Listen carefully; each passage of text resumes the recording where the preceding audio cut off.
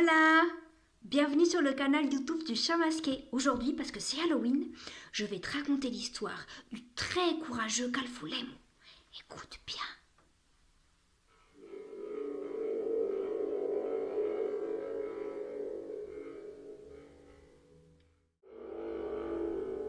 Oh oh, vous avez entendu ça? On dirait le bruit d'un orage, mais c'est pas un vrai orage. Il faut que j'allume des lumières. Des lumières pour me protéger. Des petites lumières comme ça. Vous en avez des comme ça? Bon, on va en mettre partout. Je vais en mettre une là. Là, j'en ai une autre. Je vais l'allumer. Hop. Et je vais la placer là. Et je vais faire un cercle avec tout plein de petites lumières. D'ailleurs, si toi, t'as des lumières chez toi, tu peux m'aider. Ça peut être une petite lumière comme celle-ci. Ça peut être une veilleuse. Ça peut être une lampe de poche. Ça marche aussi très très bien. Et tu peux aussi demander à tes parents de te prêter un portable pour avoir une petite lumière. Oh non, elle marche pas non plus. Est-ce que t'en as une qui marche? Oui, parfait, très très bien. Encore 2, 3. Une là, une là. Il faut vraiment qu'il y en ait partout. Ouais, là, comme ça, c'est pas mal. Ça y est, maintenant il y en a partout, on est vachement bien protégés. C'est Calfoulemou qui m'a appris ça. Calfoulemou, c'est un ami à moi. C'est un Indien mapuche très très courageux qui vit dans le sud du Chili. Et lui, un jour, il a vaincu le Wekufu. Le Wekufu, c'est le chef des chefs de tous les sorciers et toutes les sorcières. Tu veux que je te raconte son histoire? Ok, on est parti. Wekufu, il vit dans la partie la plus sombre du volcan, parce que c'est là où il peut protéger son âme noire. Les gens de la vallée en ont peur. On dit que c'est lui qui est à l'origine de tous les maux des êtres humains et des animaux. On dit par exemple quand les enfants sont malades que c'est de sa faute. En ce moment, le Covid, c'est sûr que c'est un coup de Wekufu. Et c'est facile de l'entendre venir, parce qu'on dirait qu'il chevauche les rafales de vent.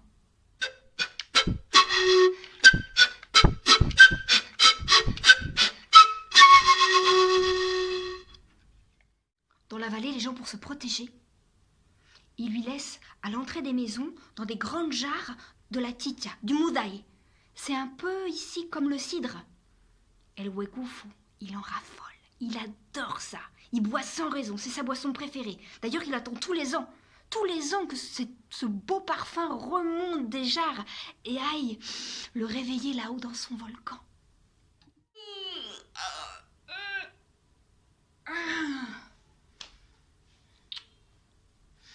Ça fait bien une année que j'ai pas bu de moudaï.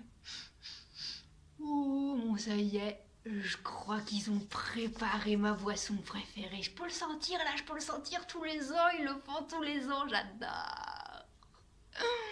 Je vais descendre dans la vallée. Mais pour pas me perdre en chemin, je vais allumer des petites lumières. Ah ouais, c'est une bonne idée. Je vais aller dans le volcan d'en face. Je vais prendre un tison. Et là, je vais allumer plein de petites lumières. Comme ça, au retour, quand j'aurai trop bu, eh ben, je pourrai retrouver mon chemin. C'est une bonne idée. Dans la vallée, il y a du moudaï. Dans la vallée, je descendrai ce soir et j'allumerai des flammes pour entrer dans le noir. Flamme 1, Et on allume toutes les petites flammes. flamme 2, des flammes pour entrer dans le noir. Est-ce que vous avez allumé tout? Et tous les ans, c'était la même chose. El Wekufu descendait dans la vallée parce qu'il était attiré par cette odeur. Cette odeur de moudaï qui remontait tous les ans, et qui apaisait sa colère, qui apaisait sa souffrance, qui apaisait sa méchanceté. Il ne savait pas pourquoi il était aussi méchant. Je crois que boire, ça l'aidait à oublier. À oublier pourquoi? Est-ce que dans son cœur, il y avait un serpent rempli de colère qui se tordait?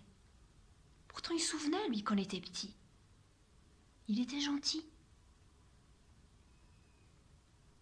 Il descendait, montait sur des rafales de vent, et il chantait.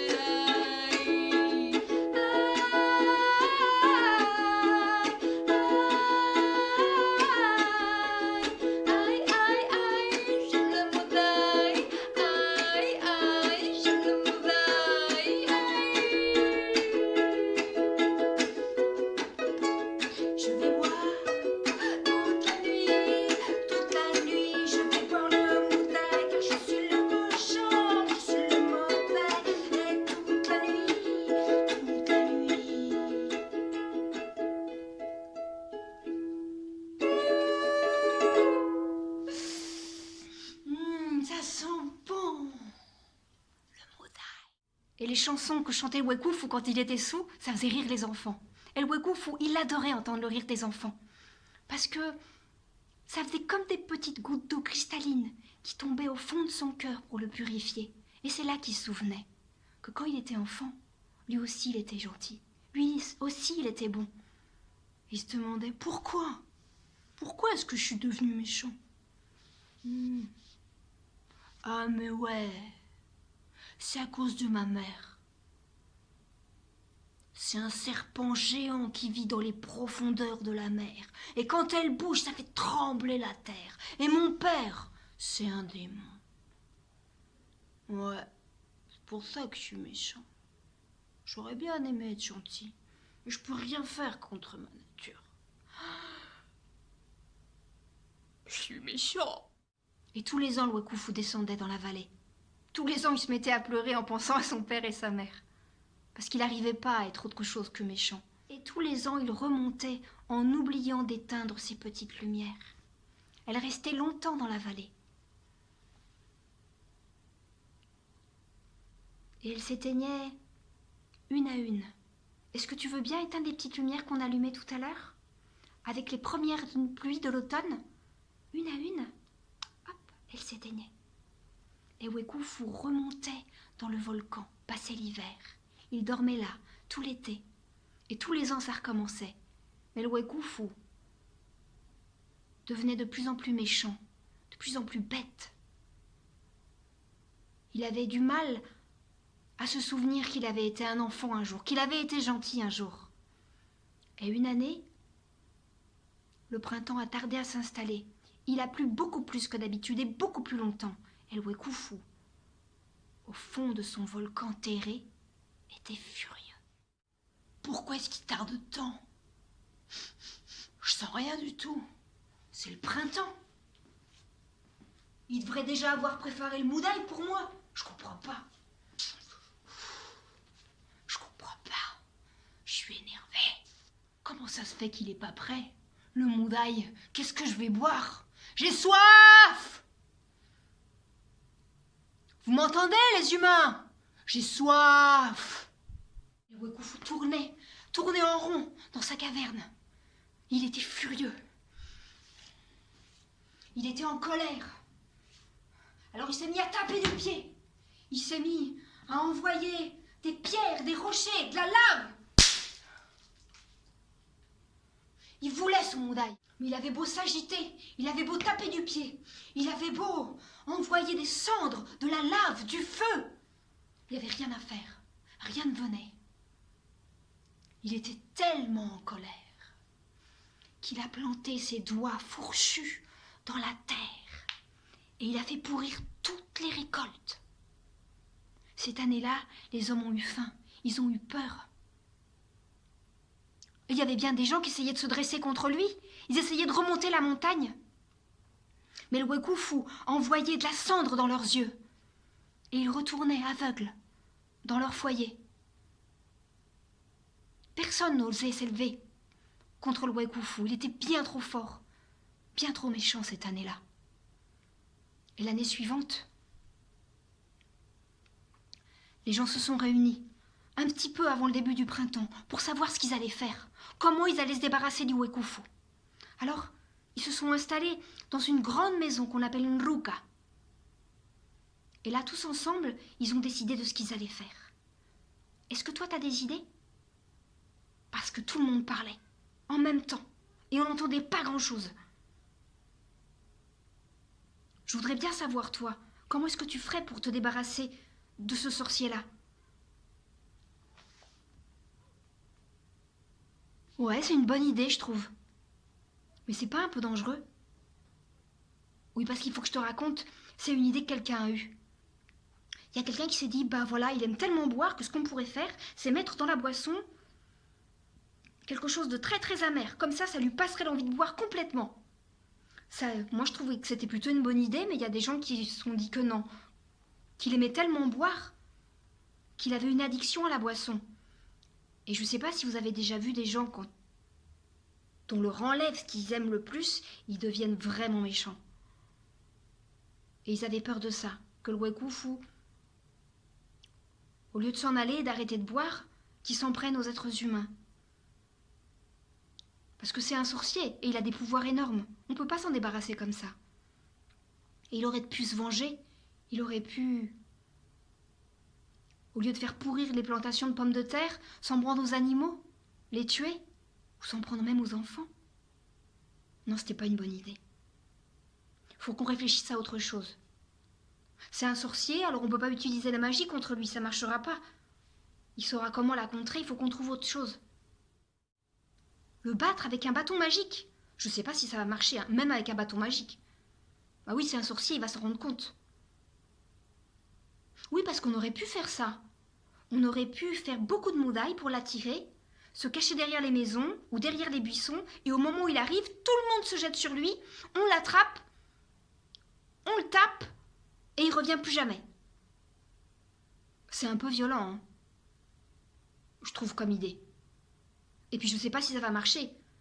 Si jamais ça lui fait pas peur, si jamais il a pas vraiment très mal, ou si jamais il oublie qu'il a eu mal, il reviendra, il va se venger encore plus, il peut nous transformer en animal, en poisson, et même en pierre. Non, c'est pas une bonne idée, faut qu'on trouve autre chose.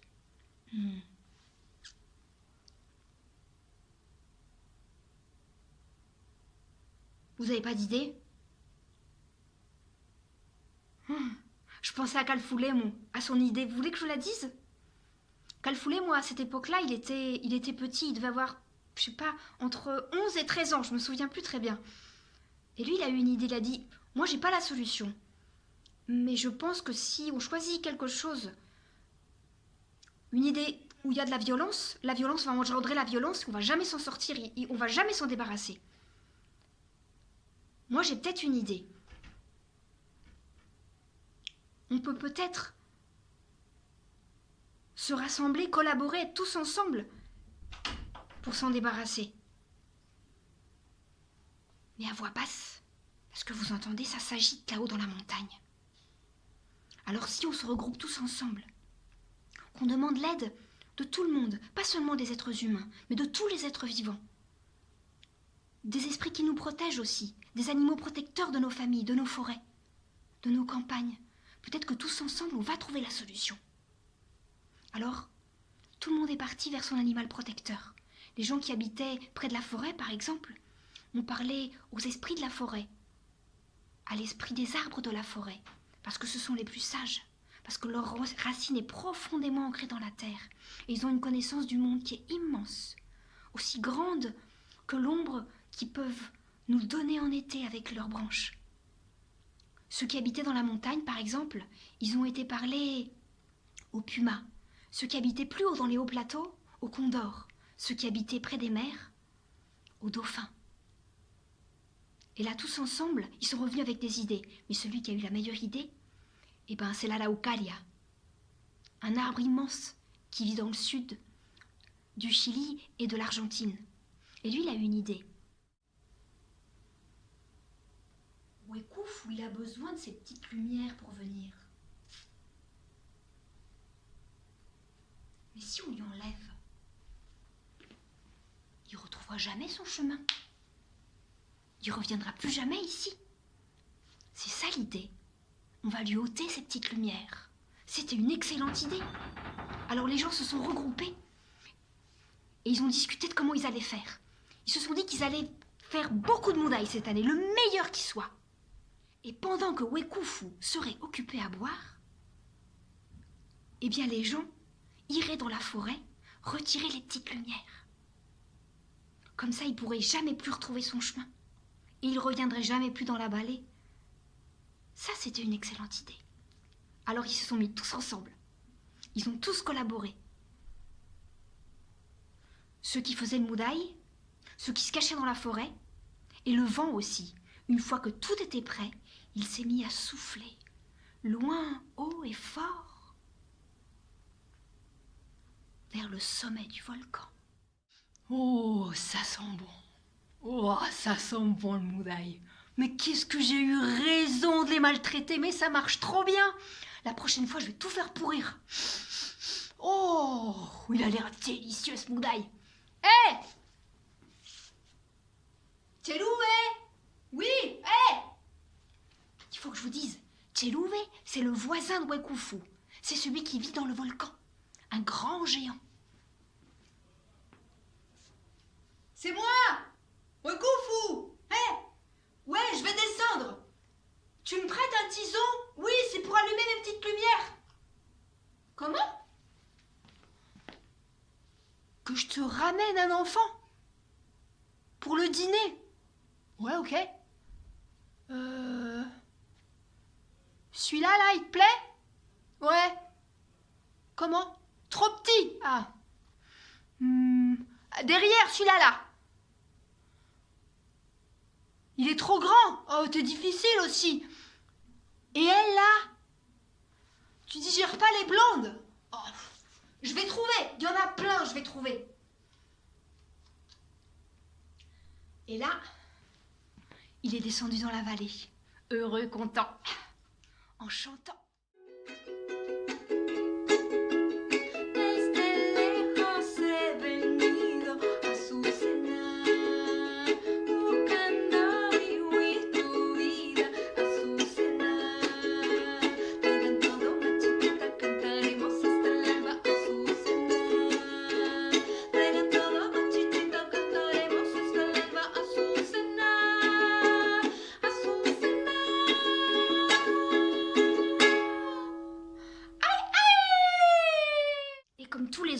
Wekufu est descendu dans la vallée, en allumant plein de lumière, beaucoup plus que les autres années. Et pendant qu'il était occupé à boire sans raison, et ben les petites lumières, elles se sont mis à bouger toutes seules. Et là, si t'en as une de petite lumière, je t'invite à aller la cacher quelque part, ou alors à courir avec, parce que c'est ce qui s'est passé. Je t'avais dit que tous les êtres vivants collaboreraient. Alors les petites lumières, elles ont été emmenées par les condors sur leurs ailes. Les pumas les ont cachés sous leurs pattes énormes. Les êtres humains, dans leurs vêtements. Et les enfants, eh ben, ils se sont mis à courir avec. De leur rire cristallin. Ils riaient, ils chantaient. On aurait dit des petites lucioles dans la forêt.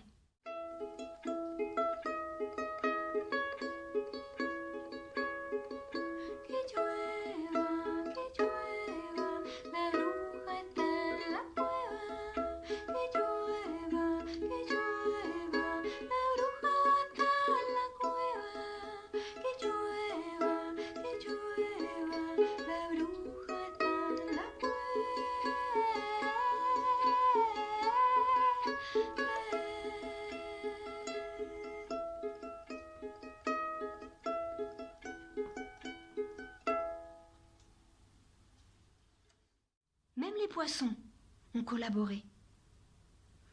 Ils les ont avalés. Et là, leurs écailles se sont mis à briller. Autrefois, ils ne brillaient pas. C'est à partir de ce jour que leur peau est devenue comme de la nacre.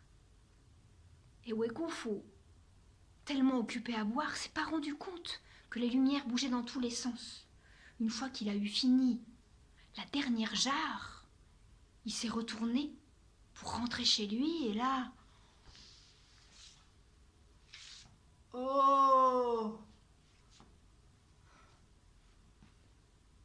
Pourquoi tout tourne? Non, rendez-moi ma lumière! Non, vous allez voir! Rends-moi ma lumière! Non! Arrête de la faire bouger! Arrête! S'il te plaît, rends-moi ma lumière. Comment je vais rentrer chez moi maintenant? J'ai perdu ma lumière! Rends-moi ma lumière! Mais personne ne voulait lui rendre sa lumière. Vous pensez bien? Un être aussi méchant?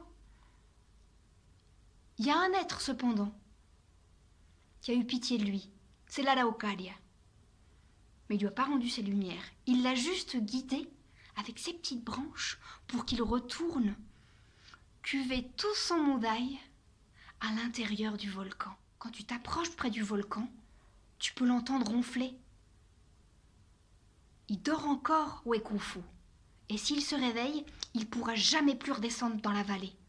Parce qu'il n'a pas rapporté d'enfant au géant d'en face, au Chelouve. Alors il est bloqué là. Et les petites lumières, qui ressemblent à des clochettes, ce sont maintenant des fleurs. Elles s'appellent Copihue. Et t'en trouves partout dans le sud de l'Amérique du Sud. Si tu te promènes là-bas, tu regarderas bien les feuillages, parce que de vert, ils deviennent rouges. Ciao, à la prochaine.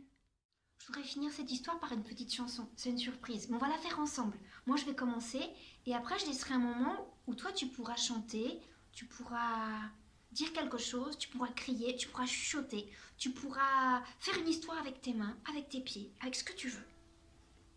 Ou juste écouter.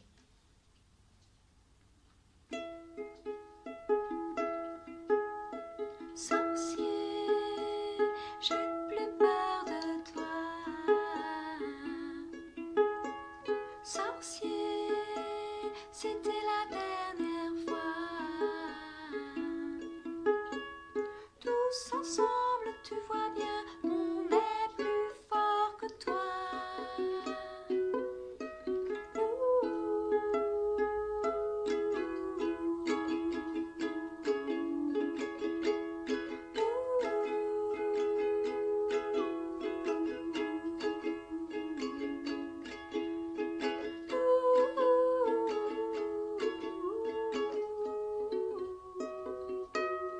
À toi.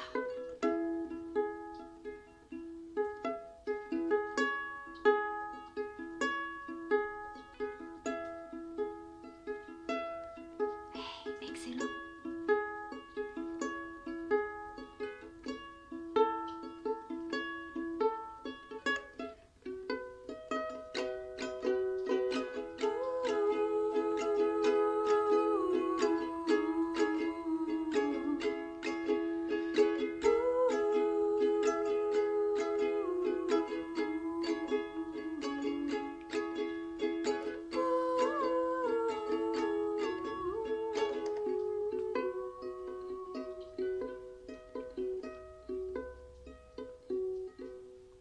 Colorín colorado, este cuento se ha acabado.